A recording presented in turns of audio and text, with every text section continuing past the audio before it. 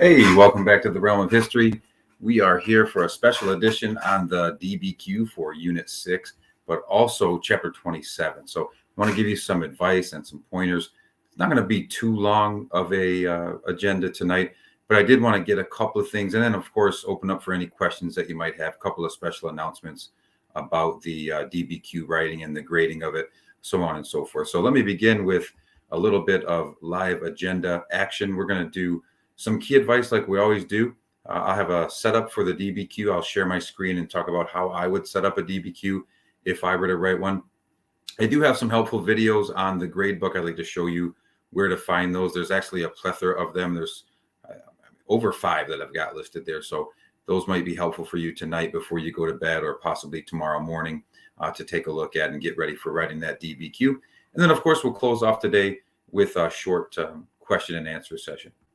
Okay, right here is the key advice. Of course, I would encourage you to write things down from the session. Anything that I put on the screen, you might just want to get a little reminder of how to set up your DBQ. So I would encourage you to write that down. I would also encourage you to pray for the right things, right? Make sure that you are remembering that while you're worried about this DBQ and the 4 or 5 other quiz papers that you have tomorrow, actually there are some people in the world right now who don't know where they're going to get their next meal, or where they're going to live, or what job they have to look forward to. So there's a lot of things going on in the world. And I think those are the things that we should really be praying for. I'm not so much doing well on this quiz or that quiz. But if you are going to pray, pray for the health and safety of your family, for your health and safety. I know a lot of you are just becoming drivers. So you want to make sure that you give thanks to the good Lord for all the blessings that you have and for all the safety that has been bestowed upon you. And of course, I pray that you are all safe in all your travels and endeavors and any driving that you're doing as well. Number 3, I think, this week's been a tough one for me, and I think of some of the other teachers, but there's a lot of squirreliness going on campus. So you want to make sure that you're being here now, that you're focused on the task at hand, no matter where that is, whether that be at home with your parents. Make sure you're telling them about your day. Make sure that you're not blowing people off. Make sure that you're being respectful, right? So you want to be focused on the task at hand. Tomorrow is going to be imperative. It's the last day of the marking period, and we don't have school Friday. So you want to make sure that you understand that your teachers are going to be giving you those last minute assessments. I had mine kind of planned all week, but you want to make sure that when you go from math to English, that you pop in English and be there now. When you go from English to science, you pop in science, right? And you take out English.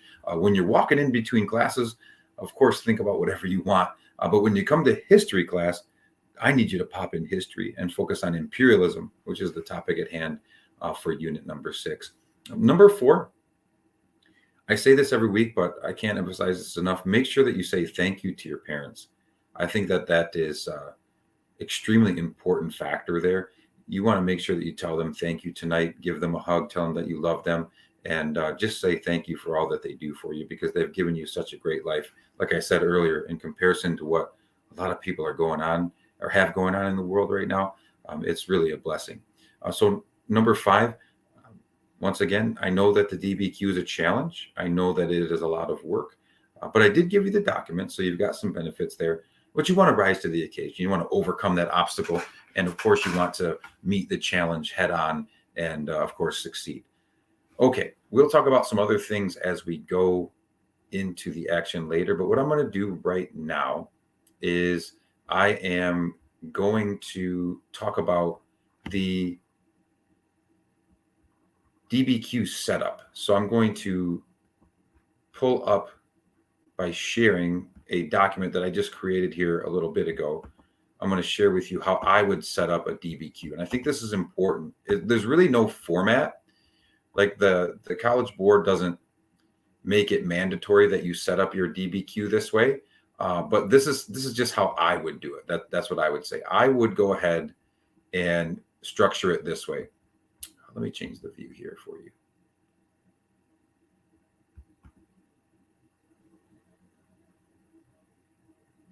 Okay, that'll be a little bit better. So the way that I would do it is I would start my DBQ paragraph 1, the introductory paragraph, with contextualization. So I would meet the contextualization point right off the bat. I would write 3 to 4 sentences that set up the historical stage for both your thesis in response to the prompt, right? When you go to the thesis, what I would do is I would suggest creating the thesis first before you start writing your contextualization. I would write it down on either a separate sheet of paper or maybe on the documents or maybe underneath the prompt question. And then I have it. So I know what my thesis is. I know what my argument is going to be based on what I read in the documents and how I answer the prompt. Then after that, what I would do is I would write my contextualization in relationship to my argument. So I really want everything in my essay to connect back to my thesis. So I would suggest creating a thesis first, holding on to it on a separate sheet of paper, coming up with 3 to 4 sentences of contextualization. That's what you're going to start with, and then roll right into your thesis. Remember, you want to place your thesis as the last line of your introductory paragraph. That's where the thesis should be placed. Okay. You can place it anywhere, but most AP readers, history teachers like myself, are going to look for the thesis as the last line in the introductory paragraph. Then from there, if you use the type of thesis that I taught you, it should have some tenets, right? It should be like, McDonald's is the best fast food restaurant because of its extensive menu, fair prices, and customer service. So I said extensive menu, fair prices, customer service. Those are my 3 tenets of my argument. So each body paragraph should be predicated on each one of those tenets, right? So in your second paragraph, I call that body paragraph 1. What you want to do there is you want to use documents, use some of the 7 documents to support your thesis tenet. You also need to use historical evidence from outside the documents to prove that you really know what you're talking about. And you need to source the documents using HIP. What is the historical intent? What is the author's point of view? Who's the intended audience? And what is the purpose, right? That's what HIP stands for. So you need to source the documents. But when you source the documents, you need to make sure that how you source them relates back to your argument, right? You need to relate the author's point of view to your argument. So you really need to think deep when you're writing the DBQ. And then the subsequent paragraphs are just utilizing the second tenet of your thesis. And then, of course, paragraph 4, I would suggest using a third tenet of your thesis if you had 3 tenets or concepts in your thesis. Then you have paragraph 5. With paragraph 5, what I really like you to focus in on is trying to earn that complexity point. Like the only way you can really earn that complexity point is if you work a counter argument and then disprove that counter argument. So you should give it an attempt if you have enough time in that last paragraph is where I would do it. And if you're not going to get the complexity point, you should restate your thesis. I would suggest maybe using other words the second time you state your thesis, now that you've written your argument, because maybe a new word pops into your mind that might make your argument a little bit more clear. So that would be something that I would also suggest there. Okay, I'm going to flip back and see if there are any questions or comments. I see some random that I don't know. So hopefully we'll be okay. All right, I am going to flip back now to taking you into the grade book. So when we go to the grade book, when you go to the announcements tab and you click weekly agenda, this is where I put all of your information every week. Hopefully you've utilized this at some point in the year. When you click that, you can see the entire week's agenda from me. And you'll see that Thursday, we've got, of course, the DBQ and AP practice. There are 1, 2, 3, 4, 5, 6, 7, 8, 9 video links here. So I've got the Unit 6 summary that I showed you in class today. I have one about how to source the documents, how to use HIP.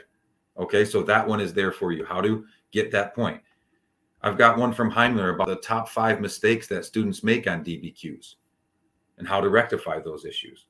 I've got one on how to get the contextualization point. I've got one overall on how you write the whole DBQ, how to structure your DBQ. I just kind of went over it in my version, but Heimler has a version. How to write a thesis, how to get the thesis point, because the thesis gives you one of your points. You got to make sure you answer the prompt in the appropriate way. A DBQ strategy. What are some strategies that you can use to prepare to write this type of an essay? And then how to use the documents, right? You have 7 documents. How do you get the points for utilizing those documents? So those are some very helpful videos that I've put together for you to utilize. And they're all available right there as links, of course, on the weekly agenda in the announcements tab of the gradebook. So I put in my due diligence to make sure that you had all of the resources that you might possibly need to write this bad boy well. All right, now we're back to the basic ideology here. So what I would like to open up with next is I would like to go into question and answer session. I see that Ashton has a question that says, are you fronting any points? Yeah. So let me just go ahead and announce this while we're at it. What I'm going to do is the grade is going to go on marking period 3 and marking period 4. So here's how it's going to work. First of all, I believe that you have a lot of stress right now. You have, I heard 4 or 5 quizzes, and I understand that a DBQ is not an easy thing. So I just want you to give it your best shot. You know, if you give it your best shot, you're going to be a winner. You're going to be a champion, and you can go to bed at night on Thursday thinking, hey, I gave it my best shot. Whatever my score is my score. But here's how it's going to work.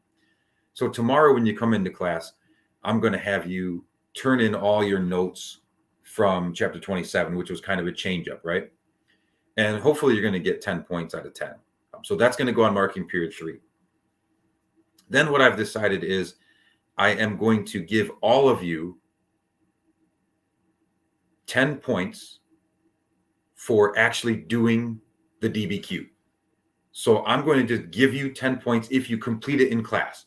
So if you write me a good DBQ in class and I can see before you leave that you actually wrote at least a couple of paragraphs and you didn't just spaceball on this thing, I'm going to give you 10 points. That's like a homework assignment. So you're going to basically tomorrow ace a quiz to end the marking period. Then what I'm going to have you do, I'm not going to collect your DBQ tomorrow. Got a surprise for you. I gave you the DBQ rubric today. I'm actually going to have you take home your DBQ and I'm going to have you grade it. You can go through the rubric. I'm going to have you grade it yourself. I want you to be hard on yourself. Okay. Whatever score you think you got, I'll give you the 3 points. I'll give you the 3 points that I front you out of 10. I'm giving you the extra credit point that I gave you because of my mistake on the quiz. And you have a possibility to get 5. You have a possibility to get another extra credit point if you show up at the hockey game Friday. So you could, even before grading yourself, you could already have a 5 out of 10. Okay. You're going to grade yourself. Be strict on yourself now. Give yourself a grade out of 7 based on if you think you hit those markers on the rubric, then you're going to have to write in on the rubric though. Okay, here's where I met it. Here's how I did it. Okay. If you can't prove it, then you shouldn't give yourself the point. So you need to give yourself a valid assessment on what you were able to do. That score. So let's say you give yourself a 4 out of 7, being realistic. So you have 5 plus 4, that gives you a 9 out of 10. That score will become your first score on marking period 4. So that's how I'm going to do this. I think I need to alleviate some of your stress. I saw a lot of stress today and a lot of squirreliness. So that gives me a little bit of cause for concern. So I want to help you when I can there. And I can. This is practice, really. This is not to hurt your grade. I want to do this to give you a practice run to get yourself ready for the AP exam. That's really what this is all about. So when I thought about it, this is something I came up with that I think would be beneficial for all. Okay. So Ashton, yeah, I'm still fronting you the points, but I'm giving you a huge benefit in, I think, the process that I've decided on. Norman, which videos talk about the HIP stuff? It's the one that says sourcing the documents. It's the second video in the list on the weekly agenda. Pia Z says, do we have to have section 1 notes? No, you do not. We did a change up discussion. We did the 4 corners discussion. So you don't have to have your section 1 notes at all. Just sections 2 through 5. You do need to add the notes that we took today off of the Emily Glankler video. I would say that should be valid to turn in. And please have those stapled when you come in, because I want you to have the full 45 minutes to, of course, write your essay. So have those ready to I'm going to say, okay, turn in your documents. Let me collect them, put them in the folder, and bam, let's start writing the DBQ. Okay, I'm game for other questions. I know I wanted to keep this one short. I'm thinking maybe 20 to 25 minutes total. We're already at 16, but throw in your questions so that I can answer those and do my due diligence to make sure that you're all ready to score well on this. I will wait.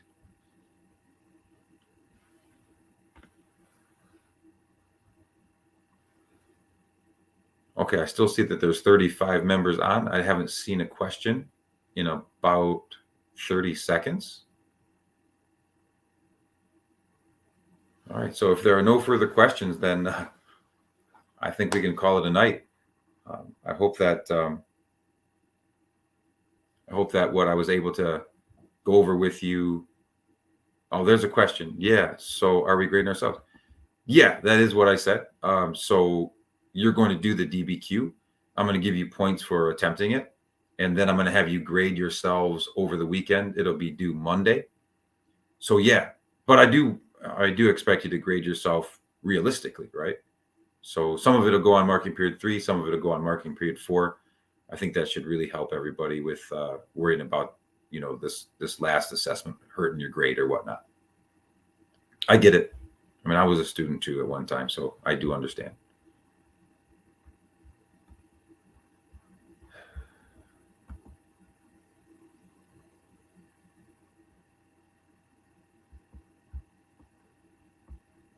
Okay, only paper we can use tomorrow is the document sheet. Yeah, you're going to use the documents because that's part of the DBQ. You cannot use the rubric. So I would say definitely make sure that you study the rubric tonight so that you can know how to hit those points. Yes.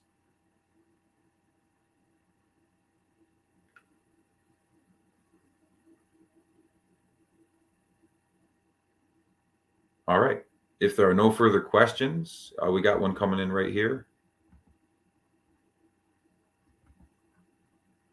Can you explain how Japan wasn't able to be conquered by the US and Europe?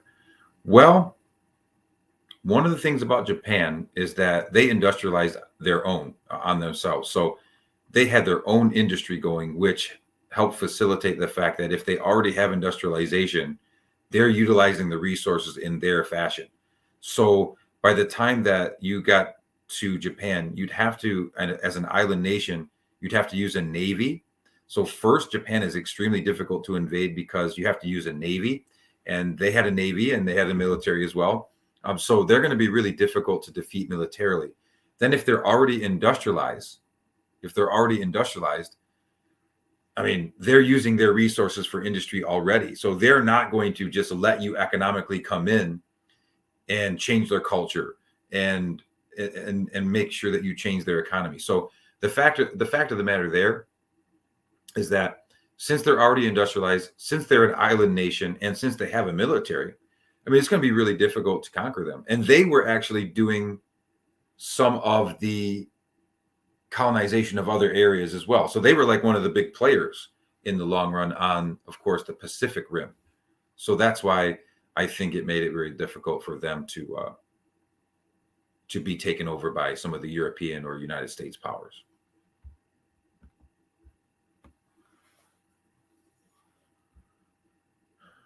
Okay. Any other questions? I'm going to wait just about 30 more seconds, and then I know you have a lot of other stuff going on, so I wanted to keep this one short.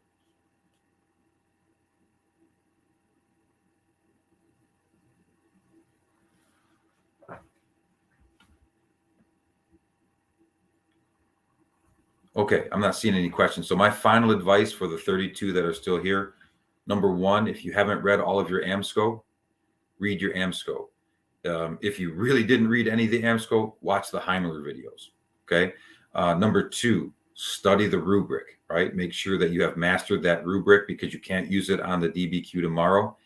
And number three, read your documents tonight. Take notes on the documents, but remember, give yourself only 15 minutes to make this thing realistic. Okay. So make this thing realistic by giving yourself only the limited 15 minutes of time, and you can go from there. What else did I want to say? Oh, watch the help videos. Like, I kind of wrote what they were about on the weekly agenda. So if there's one area that you feel weak on, Like, let's say you have trouble, like how to source the documents, watch that video tonight. If you feel pretty good about the whole thing, but you just want a reminder, watch the how to write the DBQ video, right? So those are things that I would say you can really benefit from. All right, ladies and gents, I want you to have a good night. I know you have a lot of studies to do, so I'm going to cut it. I'm going to cut it now. Make sure you say thank you to your parents. And other than that, have a great night, and we'll see you in class tomorrow. Good luck.